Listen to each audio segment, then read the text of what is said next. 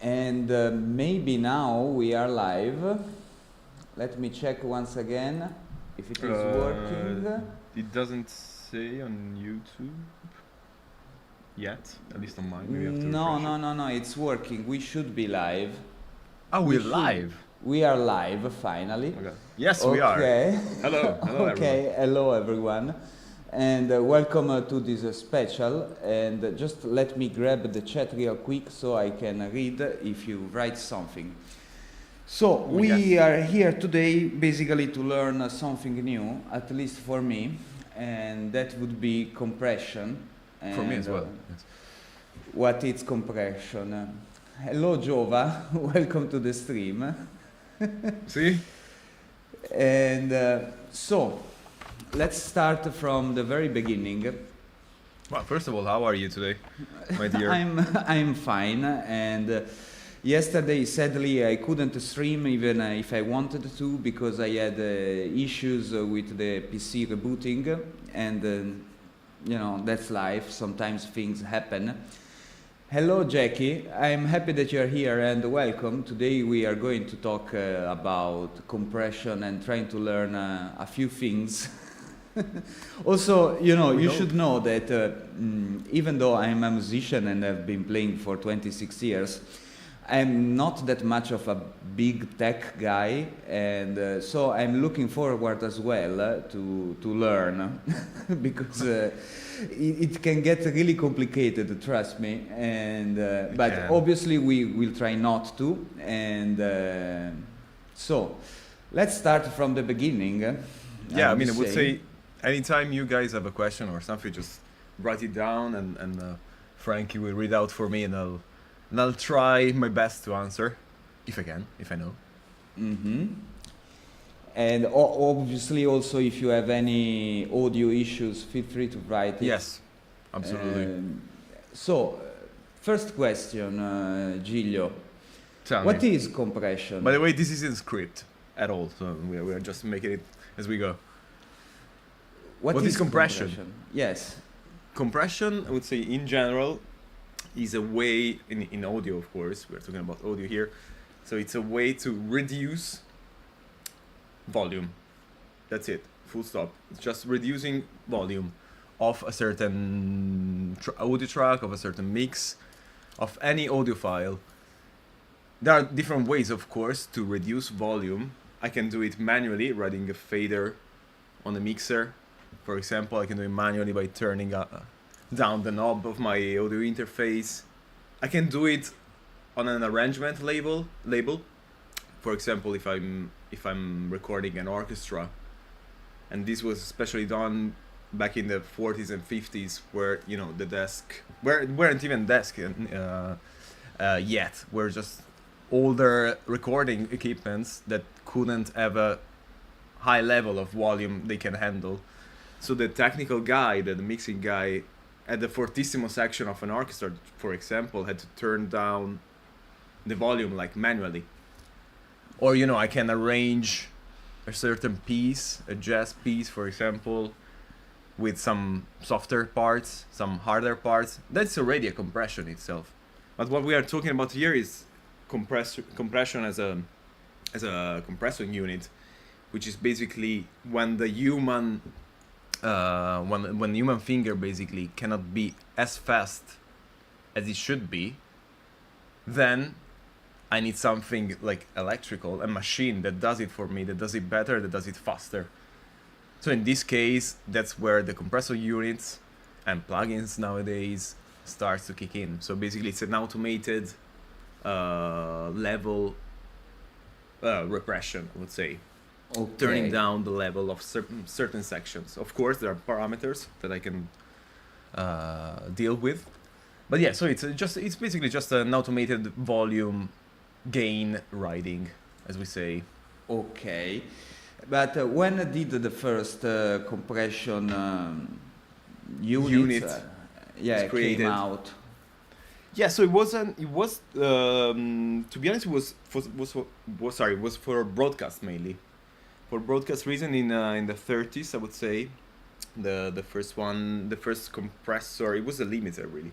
unit was the U3, I think it was, and was using for broadcast exactly because of course the equipments back there were pretty shit, to be honest. So they had to find a way to control the volume so it didn't distort over the radio frequencies. So they find it.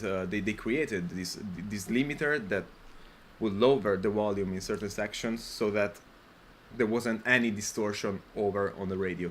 So when you turn down the radio, you can hear the signal very clean, or at least as clean as it could have been in the 30s. Oh, Yes. That's interesting, and it's So yeah, it was mainly for broadcast, really. That's why it was. That's how it was created, was invented. Yes. But let's say the compressors as we think about them now were made, I would say, for mixing. They were made starting from the 50s, and mainly I would say in the UK. So in Olympic Studios, they were made for Olympic Studios. They were made for Abbey Road. Hi Antonio, welcome to the stream. Hi Antonio, nice to meet you. So yeah, the first, I would say, probably, if I remember correctly, the first compressor unit on a desk was actually in the 60s, and was the TG. The desk was called the TG12345 that was used by the Beatles. So that was developed in Abbey Road Studios, so in London, for example. Interesting. Giglio, do you want to show us the attack and everything else, that chart? The and parameters. Yeah, the parameters of compression. Yeah. I would start. Yeah, okay. Let's start with the simplest, let's say, compressor plugin. So just all of you guys have an idea of what the compressor does and what the parameters are. Then probably we'll talk about the 4 families of compression, and then we can start maybe doing a little mix or little tricks I can give to you. Maybe some of you already knows everything I'm saying. Maybe some of you are new, so let's bear with me. We'll start from the basics, let's say. So here, well, first of all, even before going into mixing, this is a multi-track, by the way, but I'll show you later. I want to talk about this guy that I hope you can see. Can you guys see it? Yes. You can see it, Frankie? Perfect. So this is the representation of a sound, of a waveform. So every sound produces, every instrument, including percussions, including string instruments, vocals, anything that produces a sound, creates a wave that is somewhat like this one. Of course, there are differences, but we'll talk about that later. It's called Pro Tools. It's Pro Tools. Giglio, it's utilizing Pro Tools as this guy here. Those software, and Pro Tools is the industry standard for this type of audio work over computers. Yeah, let's say Pro Tools. Yes, exactly. Is the industry standard. Then, I mean, I can see by my working the job I do is also Logic, but mostly I would say Ableton is really kicking right now. But yeah, Pro Tools is the industry standard. It still is. Maybe not forever, but it still is. Yes, but also one thing, I've tried to meddle with it a little bit, but what I did find difficult with Pro Tools, I know we're talking about another topic, but it's interesting for everyone, is that it doesn't utilizes VST files. If I remember correctly. It utilizes AUX, yes. Yes, and I don't know. I feel like I'm missing up, with things, in the sense that 90% of plugins that get developed, they do get developed in VST formats, I think, but I'm not really sure. No, to be honest, they do. Usually, plugins have their version in VST and their version in AUX or in some other formats. You should be able technically to download them both once you paid for them. It depends, but yeah, probably you're right. Maybe not all of them are. I mean, can be used on Pro Tools. The one I have can be used both on Pro Tools, on Logic, on Ableton, on Yeah. That's anything, anywhere. Giulio, or Giglio, as we call him. Antonio asked if you did work with famous people. Well, that's an interesting question, meaning that I would say not directly. Meaning that for my job, I basically I received the multi tracks and mixing session and stems of famous artists, but I don't deal with them directly. So the people I deal with, I speak with, I exchange email with are the labels. Hello, And the Forge. labels- Sorry. Oh, Forge. Hello, Forge. Sorry. Welcome to the stream.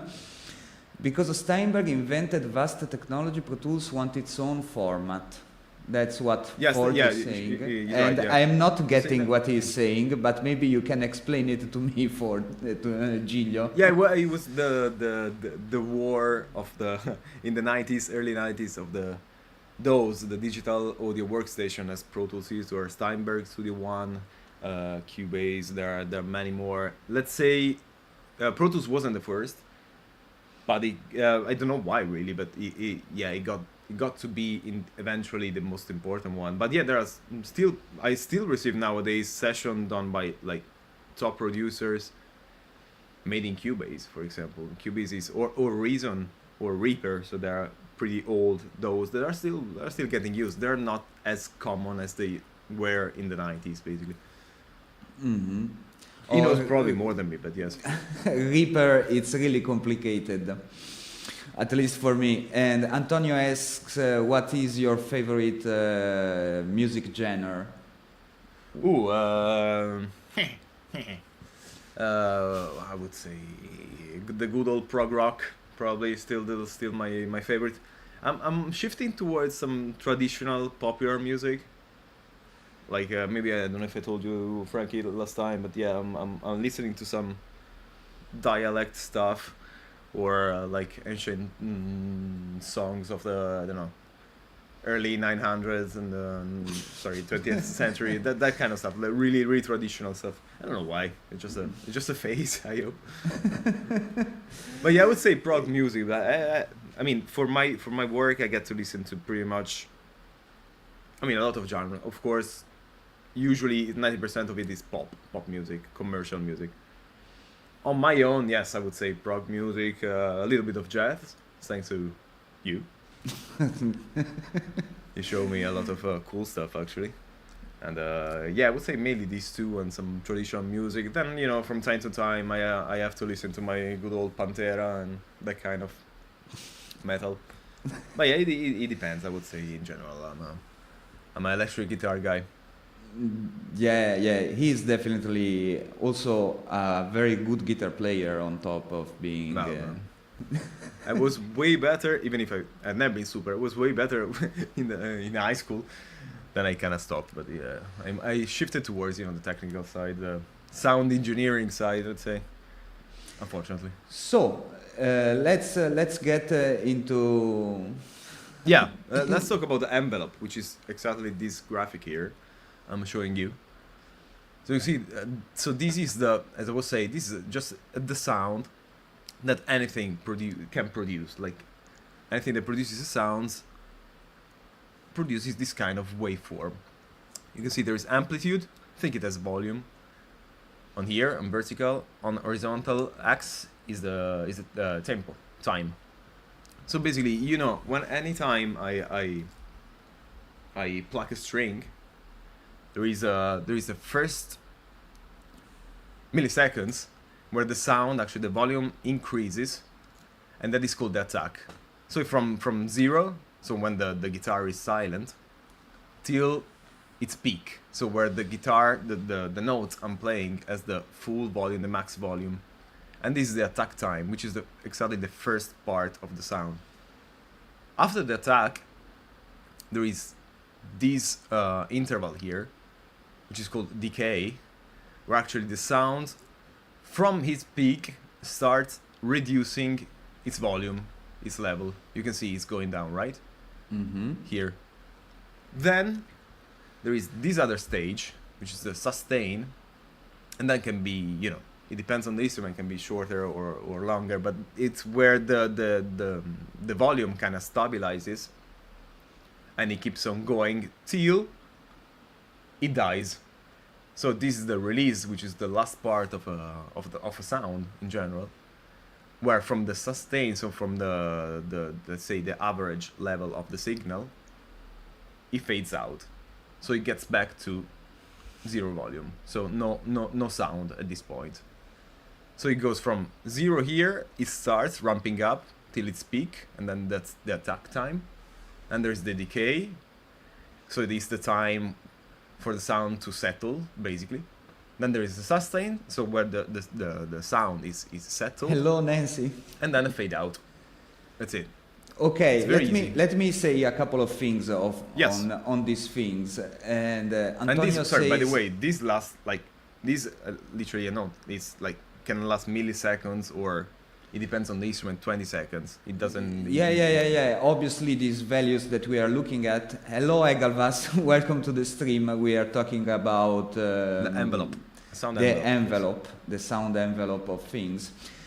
So, I would like to say a couple of things about these parameters when we are talking about guitar, and basically the attack, that is the green part, it's arguably the most important thing that you can have as a guitar player, in the sense that the attack, it's what defines the sound that you are getting. If you, like, for example, I remember when I used to do jingles for corporate stuff, and I could take a guitar and record it, and then put the attack of a violin instead of the guitar, and the sound would be way closer to a violin, because the nature of what we are hearing, it's defined immediately by the attack. That's, I mean, yeah, absolutely. And so by the whole envelope, really. You can pick two instruments because of the envelope and the tonal characteristics. Those are the two. That's why we can figure out that this is the guitar and this other sound is a piano and this other sound is a flute, for example. Okay. And what else?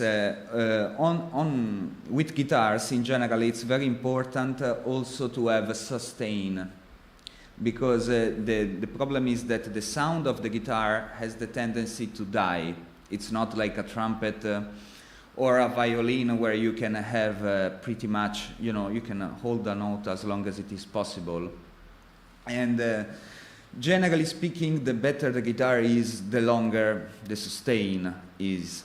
And the cheapest way to go around this problem is to utilize distortion. That's why, for example, distortion is so popular, because it allows you to do long notes and to get closer to what a melodic instrument is. Because you see, the guitar in reality, it's a sort of in-between between a melodic instrument like a trumpet or a violin or a saxophone and an harmonic instrument, so like a piano. It's a sort of in-between because it has harmonic capabilities but not as great as a piano, and it has melodic capabilities but not as great as a trumpet, for example.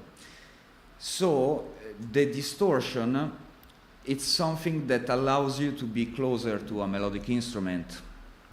The distortion and also the wah-wah pedal, I would say, arguably, because it allows you to alter the tonal characteristics of the instrument.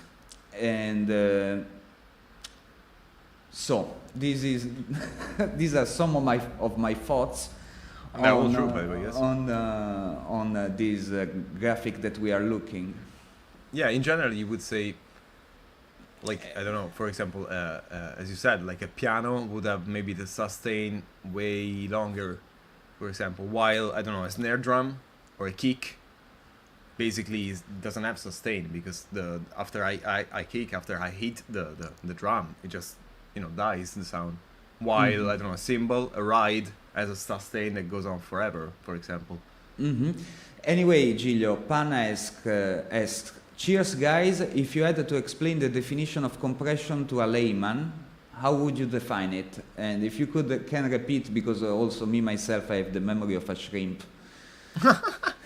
No, compression is just a way to lower the volume of a sound source. Full stop.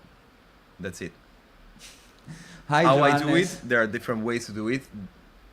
The compressor that we use in audio are actually they were made because they were faster than a human can lower the volume manually on the desk. They were made for that reason, so they can automatically lower the volume of a certain signal.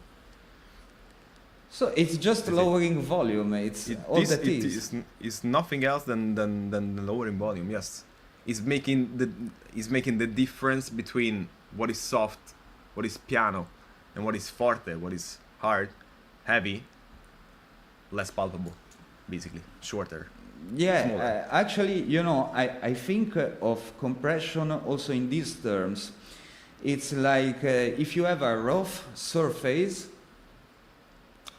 If you have a rough surface and you need to make it smooth and you paint it, it's a sort of nice one. It's a sort of way. It's a sort of way to make everything a little bit more even, so to speak. Exactly. The result is something that is more even, where there are transients. This is a transient, right, guys?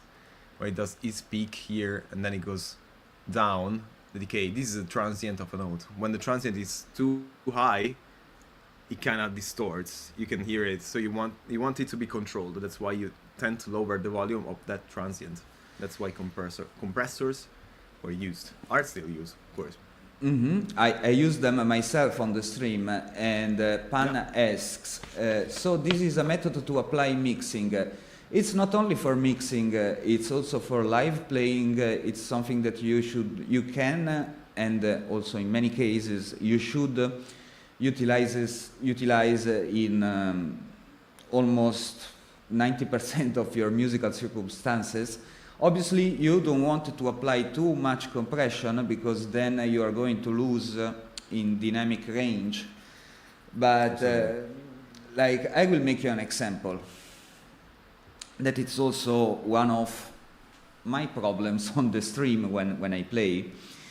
It is the following. I do utilize a little bit of compression on guitar to control the transient of attack, to get a little bit of a snappy sound, because that snappy sound, it's something that allows my sound to cut through the play along. And given also how the guitar responds, my guitar especially responds to frequencies, and given the fact that it has the tendency to not cut, because it's not a violin, it doesn't cut through the mix, because it works around 200 and 300 hertz mostly. So the compression is something that allows me to cut through the... Hello, Mr. Propo Giorgio, welcome to the stream. The compression is something that allows me to cut and to have a great sound while playing with backing tracks. But at the same time, for example, I have solo guitar tunes, but I cannot really play them because my setup it's for playing over backing tracks, and if I play solo guitar with that sort of setup, I feel like I don't have the right response, and I'm not going to play as nice because it doesn't have the same dynamic range, the sound that I have 90% of the time on the stream. So if I wanted to have a solo guitar night, I would need to plug in the amplifier, cut out all the compression that I have, and just play those things. sorry for the rant, but you know, it can be also interesting, so you get a little bit of my own reasoning on how I do things and why I do them that way, etc., etc. Anyway, I think that's all. Limiting. That's all for this graph. Now, what do you Yes, say actually, for I the can show you. envelope? I was thinking, let me show you in real life what this is, which is here. Yeah, I've got a multi-track. I'll show you later, but just since we're talking about it, here's the electric guitar track. If you guys can hear it, it sounds like these. Pretty lame, to be honest, but can you hear it? Yes. So this is a guitar note, right? And if you, it's already, so this is the attack and this is the peak of the sound. Then you see it Hey goes. Ed B, welcome to the stream. And Hey. sorry, let me answer a couple of questions. Yeah. Do you string and maintain all your own instruments? No. Why is it so? Because the problem is that I utilize very heavy strings on a very expensive guitar, and in order to set it up properly, you know, at a professional level, you need a luthier to do that, because you need equipments that I don't have. You need a huge press, you know, and you need things to stabilize everything. Especially because the problem is that this guitar, it's quite delicate, and to put you know, 0.14 strings, even though, you know, the guys at Thomas Stick, they have great technology, but it needs to be set up perfectly, and I can't do perfectly at home, because if I don't set it up perfectly, then I'm going to ruin the instrument. And you know, the problem is, it's like having a car. You know, if you have a Ferrari, you have to pay the maintenance of a Ferrari. I used to, I mean, I can of course change the strings and adjust a truss rod, etc. But I do that on the cheaper guitars that I have, not on my main guitar. Anyway, going back to the dangerous to do. Yes. Going back to the topic at hand, we were looking at this guitar track. Yeah, no, I just wanted to show you the envelope in real life on a real note, which is this one in this instance. So this is a guitar note. It sounds like this. And you can tell the attack is pretty much instant. It goes up here. This is the attack phase, more or less. Wait a moment, we have a question from Johannes. The thickness of the strings should have a huge impact on the envelope because of the mass. Yes. Yes, it is, especially with the sustain. It Yes. is really true. It is really Correct. true. Actually, there is also another parameter that affects those things, and it's not only the thickness, but it is also the action. The higher the action, and the more volume and more sustain you're going to have, basically. It is always a little bit of a trade-off. Hello, Eddie Shreds. Welcome to the stream. We are looking at envelopes. So, For show example, us this the one envelope. here, I think it has pretty thick strings. If you can see here, okay, the attack, then the decay, which is this section here where it actually goes down in volume. Till here, I would say, more or less. So this is the decay stage, this stage. And then you see, here is the sustain. It's very, very, very long. And then it dies. So I would say the release starts pretty much from here. So yeah, probably he's using thick strings in this instance. That's a real possibility. And here you see, now it fades out, it dies. So this is the release stage. And nothing. I just wanted to show you basically what this graph looks on a real life situation on a guitar note in this instance. Okay. Now show us some compression. I'll show you some compression, baby. Yes. So first of all, okay, so this is a multi-track. So if you guys are looking for multi-tracks to to experiment with, to learn how to mix, or just to to experience yourself a little bit. I used to use them when I was learning how to mix, and I still use them actually sometimes nowadays. I took them from this website, which I usually recommend. It's Cambridge-mt.com, and it has all multi-tracks that are royalty free, so you can download them. You can listen, you can play with them, you can do whatever that you want with them, and it's fine. You don't have to pay. It's free, and it's royalty free. So okay, also maybe for if you YouTube, can it's fine. if you can send them on my WhatsApp or something, then I can put the link into the chat so that Yes, okay. it will be accessible. Yes, I'll do that now actually. But yeah, Yeah. just wanted to show you. Basically, these are just alt rock, blues, country rock. There are many different genres. So if you, for example, want to try this one, I can preview it from here. I can listen to it. Don't know if you can hear it. No. And probably you cannot. But anyway, I can preview what the final song would more or less sound like, and I can download the multitrack from here. I know that this multitrack for this song is 42 tracks, so it's gonna be a lot of tracks actually. But yeah, let me forward you the link so you can have it. You can send it in where is it? Here. Moment. Sorry, yeah, that's yes. I will do. What's Okay. bad? Sorry, that's not bad. It's there. Okay. So I also yeah, guys, if you want to, there is also the Telefunken website. Telefunken is a mainly microphone. I used to do valves and amplifiers, compressor as well actually.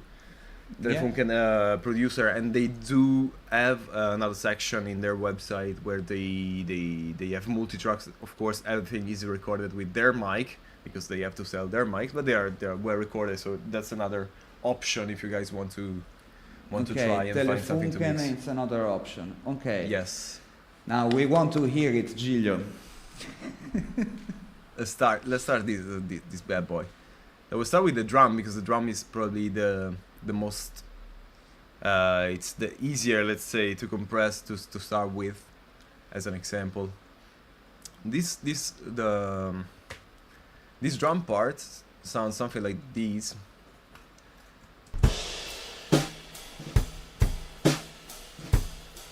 Now of course it's not mixed, so everything's a bit all together.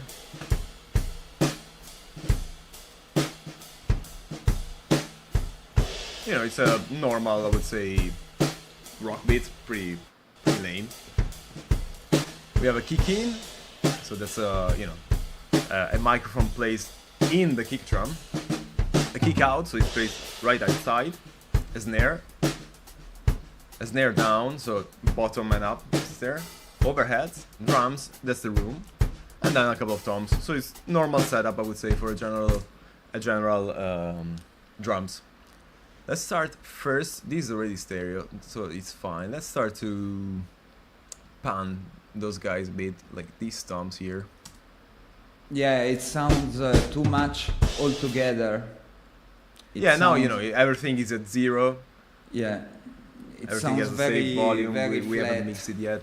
Yeah, it's pretty lame, to be honest, right now. But we'll see. The kick in. Also, I don't like very much the drummer, but that it's me, you know.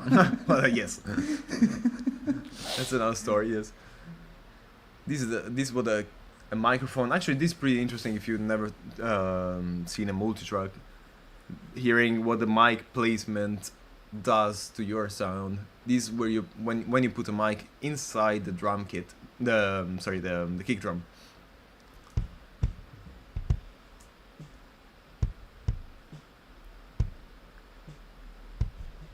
Can you hear it? Yes. This how it sounds when it's outside. It's very different, right? It is very different.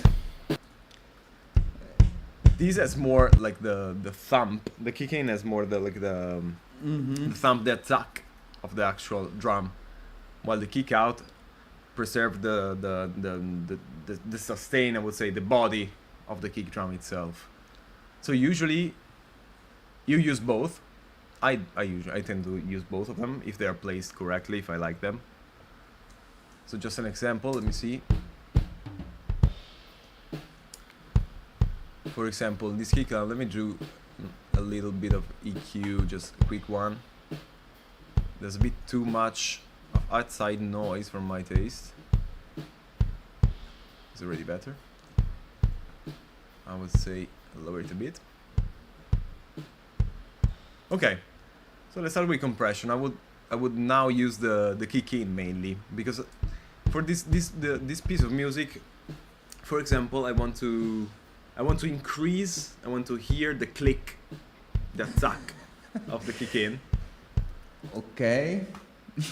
KG23 says it needs more cowbell. Well, always. we do have a bell somewhere here.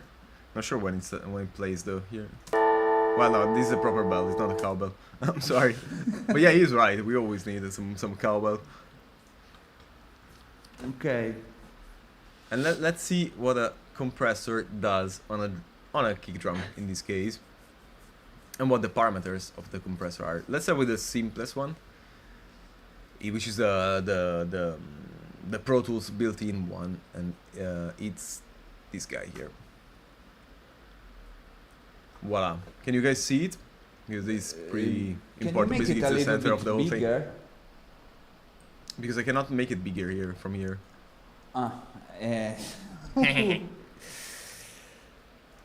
So we are going to deal with that. Simple as that. Well, okay, yeah. If you can not do anything about it, we are horizontal anyway. Maybe I could do something like this. Yes. Oh, nice. I'm moving you a moment. Yeah, I'm moving everything. You don't need my face. Okay. No, I want to see you. And so, show us. Show you, okay. The parameters. The most important parameter of a compressor, I would say, is the ratio. This guy here. Ratio is literally the proportion between the input and the output of the sound. So in this case, it's 3:1, meaning that 3, let's say, unit of volume of the input are made into 1. So I'm reducing basically the volume by 3. Okay? I can increase it. I can make it 100 to 1 basically, so it's basically infinite. But let's say how much my sound is gonna be reduced after the compressor. When the compressor starts to kick in. Mm-hmm. By the way, this should be dB in and this is dB out if you guys want to know. But yes, let's start with I don't know, 4.5 is fine. It's a pretty heavy compressor. Let's say after, as a general rule of thumb, I would say after 8 to 1. So when I reduce the sound by 8 times, I would probably start calling it limiting rather than compressing, but we'll talk about it later. So I would say let's start with I don't know, 4.4, then we'll hear it. Okay. Threshold. That's the second most important parameter. What's the threshold? Basically, okay, I'm saying a moment. Sorry, because I need to.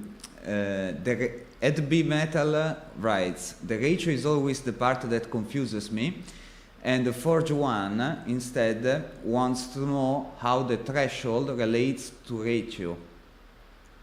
Well, threshold, there are two independent. It depends on the compressor, but they should be two independent. There are two independent parameters.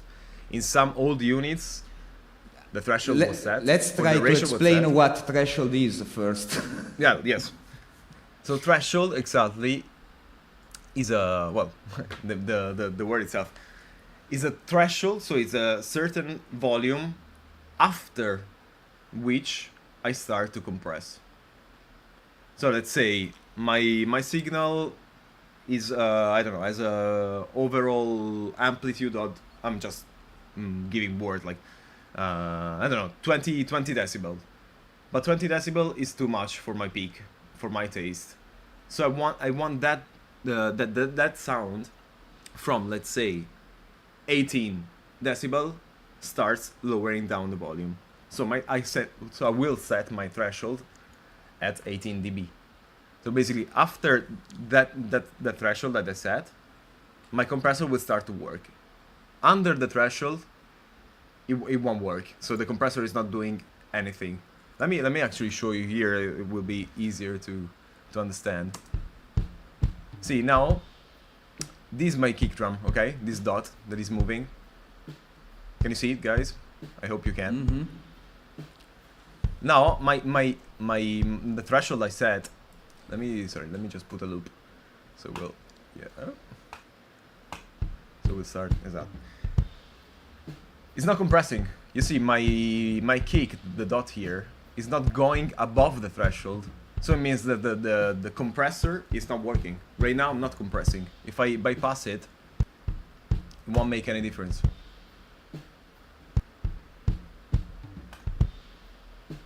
Can you hear there's no difference in sound. The compressor is just not working right now. So I have to set my compressor so that the sound actually gets compressed where I want it to be. Here, for example, you can see the dot is getting red, is going above the threshold, and it starts to be compressed. If I do something extreme, listen to that, it's so compressed. This is actually the graph of compression. This is just compressed. Can you hear the difference? Mm-hmm. Now it's bypassed. And now it's compressed. Listen to the body of the sound. Now we have body. Here I'm compressing everything. I'm losing everything basically. Yes, because the problem is that when you do compress, you lose information.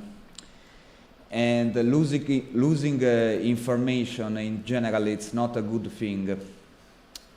So you need to do it with taste. It's a little bit like, I don't know, if we are talking video, it's like blurring an image.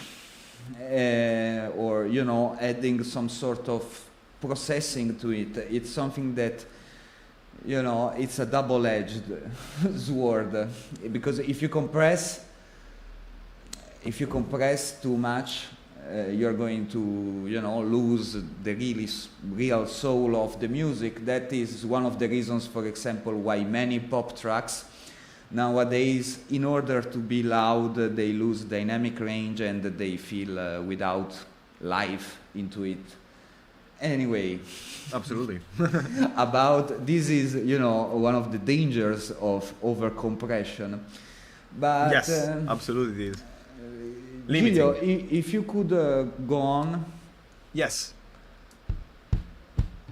So the ratio would I'm trying to repass for you guys. So the ratio is basically the proportion between the input, so what goes in the compressor, and what goes out the compressor. So if input here is 4, it means the output is 1. It means that my sound is gonna be reduced by 4 times basically. Threshold is where I want my compressor to start to work. Mm-hmm. So the higher the threshold, the less it's gonna compress. The lower the threshold, or it's gonna compress. Here the sound is just compressed basically. Here the sound is not compressed at all. You see, the threshold is this orange line here. Mm-hmm.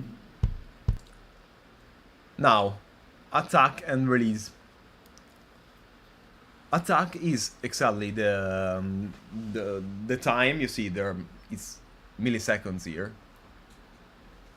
between the sound that is above the threshold and its peak. So when the attack time is basically the amount of time it takes the compressor to start to work, to reach the ratio that you set actually.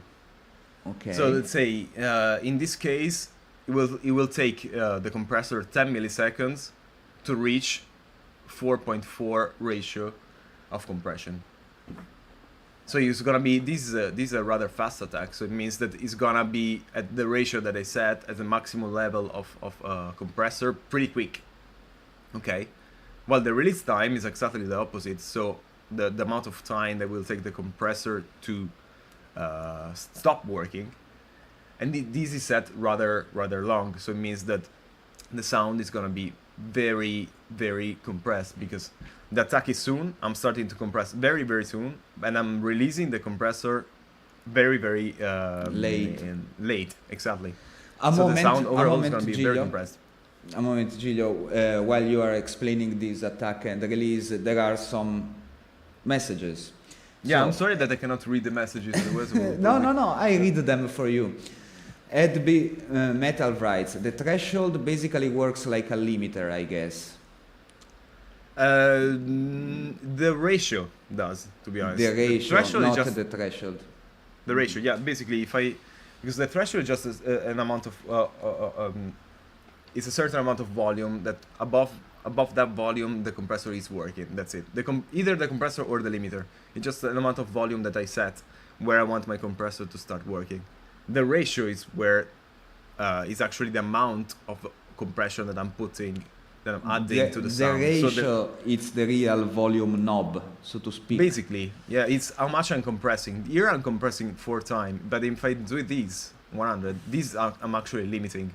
So let me show you.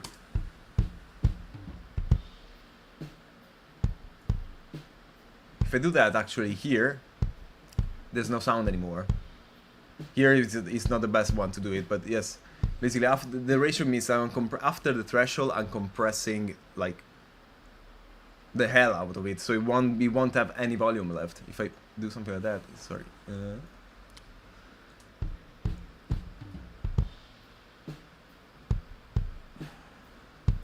You can see that after the let me do that. It starts losing all of his information, all of him. I don't have anything anymore really I can work with at that point.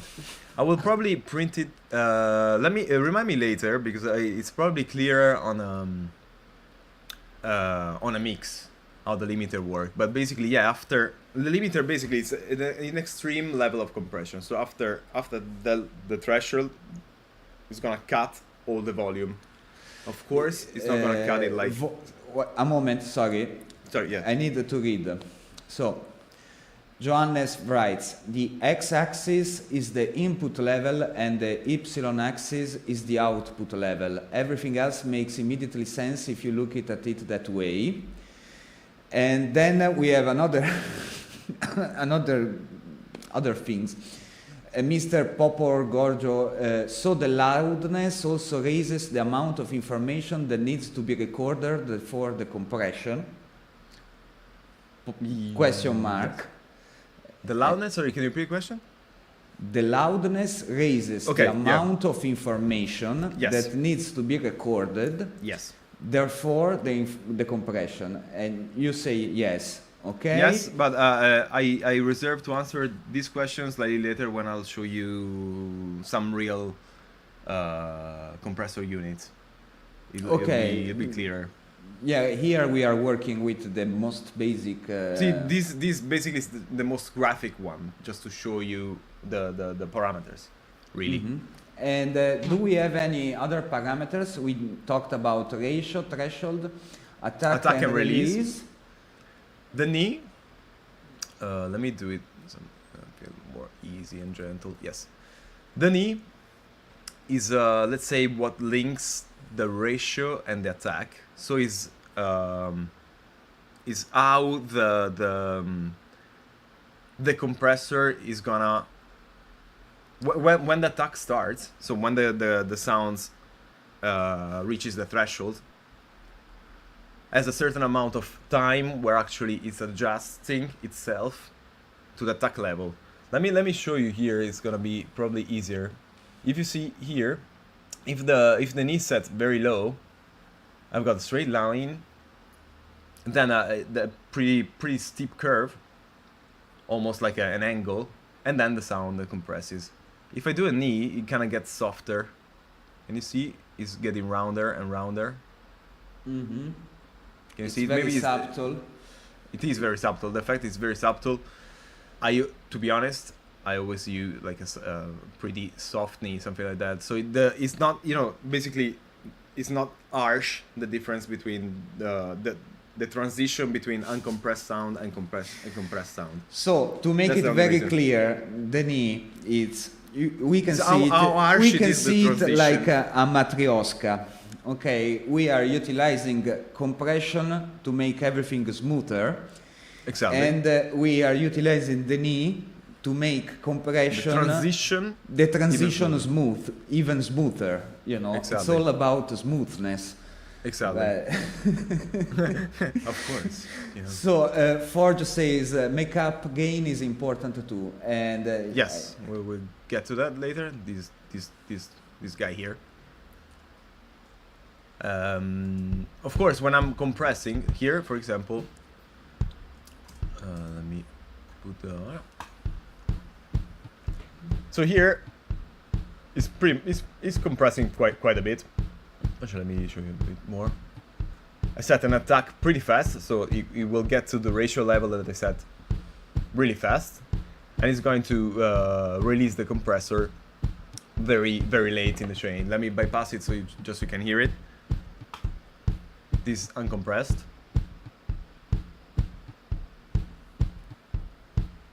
This compressed.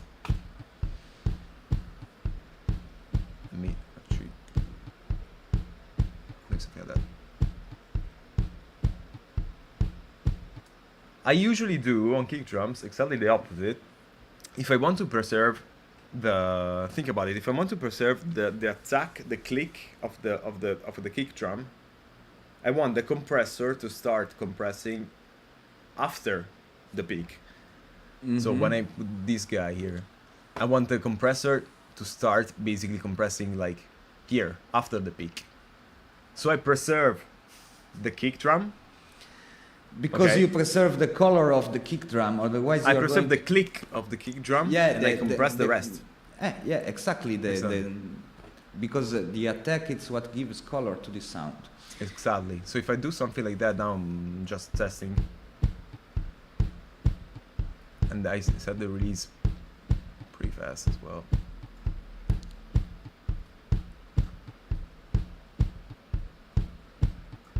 Okay.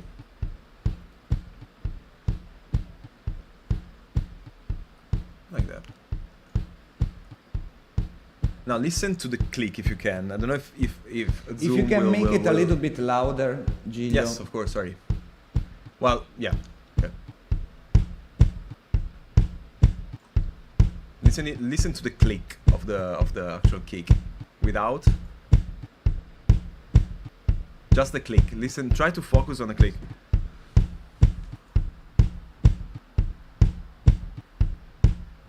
You see, I'm trying to delete anything else that is not the actual click of the kick drum. Bypassed. The kick has a body. I don't know if you can hear it. It sounds. Now the click is way higher. Actually, it's not the click that is higher. It's everything else that is lower.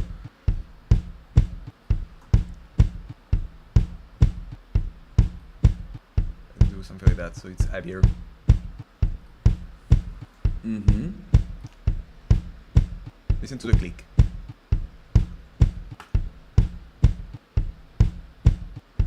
Press it more. It's difficult even for me. Is it? Yes, because I'm not used to listen. No, you have to. Yeah, exactly. So the thing is that you have to. In this way. You have to know what you're listening to. Yeah, what you're looking for. Yeah, exactly. Listen. I can do it on a. I don't know. Maybe later I will show you on a more melodic instrument, so it will be clearer. But anyway, in general, that's what I would use in a rock setting for a kick drum. So something that takes out the click of the drum and kind of lowering everything else if I need it. This, of course, it's not mandatory to do it. If I need it, that's a way with a cue to get your kick drum sound out of the mix, you know. Yeah, because it's So very important, pop stuff. especially in pop music, or in general, if you want to sell anything, it's very important for the kick drum to be loud and clearly stated. Exactly. A moment. So you're customizing your sounds on a depth most don't. Almost everyone does those things. It's just the problem is, one thing. Let me wrap my head around those things for a moment. Compression, like everything else, it's just a tool to achieve a sound that you like. The main thing is to have, a taste and a direction in which you feel you are going, and you should know which type of sound you want to achieve. But, there are many technical possibilities. Ideally, what I do think is that the best thing is to have a great sound acoustically on the instrument. And Yes. then everything else, it's just, some icing on the cake. You cannot fix a bad performance or a bad sound with these things. You can only make it better if it is already great. So compression on drums makes them sound more snappy. Well, it's not mandatory. That's what I'm trying to do here, but I can do exactly the opposite and make it sound smoother. It's up to me. It depends, of course, on the genre, on the setting. Of course, if I'm mixing like a jazz tune, I don't want the drum to be too heavy, too snappy. If I'm mixing, of course, like a metal tune, a metal track, then I want them to be super sharp. It depends. Yeah, the compressor kind of does both. It can do both. In this setting specifically, so with the kind of slow attack and a set release, it kind of preserve the transient of the kick drum, and I'm compressing what's left of it. So yes, I'm in this instance I'm making them more snappy for sure. Now, But moving on. compressor also, because you said something that is really interesting. It's also how you play and how you record that affects the compression of the overall sound. For example, you're a guitarist. There are how many kind of picks you can choose, like the softer picks, the harder picks. Those are already kind of compressor units. Oh, sorry guys, the PC decided to reboot. I've been trying to fix this thing, but really apparently I cannot. But we will be back, so fear not. It's just it's just I cannot solve it, and I tried everything. Burn it with fire. But we will go on with this thing, and I'm really sorry. So what are we going? What are we going to do here after? Maybe you know what you could do, Giglio. You could go on a little bit with the mix and try to get the drums in a decent shape while I set up everything once again. Yes, but so we'll still continue to run the stream? The stream will continue to run, yes.